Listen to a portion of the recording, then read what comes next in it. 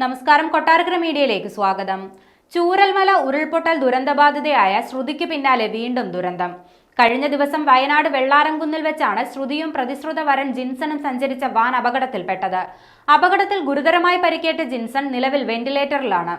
തലയിലും മൂക്കിലും അനിയന്ത്രിത രക്തസ്രാവമാണെന്ന് Moopens medical college superintendent doctor Manoj Narayanan പറഞ്ഞു. നിലവിൽ വെന്റിലേറ്ററിന്റെ സഹായത്താലാണ് ജീവൻ നിലനിർത്തുന്നതെന്നും ആശുപത്രി അധികൃതർ അറിയിച്ചു. ശ്രുതിക്ക് കാലിനാണ് പരിക്ക് പറ്റിയത്. ശ്രുതിയെയും അപകടത്തിൽ പരിക്ക് പറ്റിയ മറ്റു കുടുംബാംഗങ്ങളെയും കൽപ്പറ്റയിലെ ആശുപത്രിയിൽ പ്രവേശിപ്പിച്ചിരിക്കുകയാണ്. 9 പേർക്കാണ് അപകടത്തിൽ പരിക്കേറ്റത്. കിൻഫ്രയ്ക്കടുത്ത് സ്ഥിരം അപകടമേഖലയായ വളവിൽ വെച്ചാണ് വാനും സ്വകാര്യ ബസ്സും തമ്മിൽ കൂട്ടിയിടിച്ച് അപകടമുണ്ടായത്.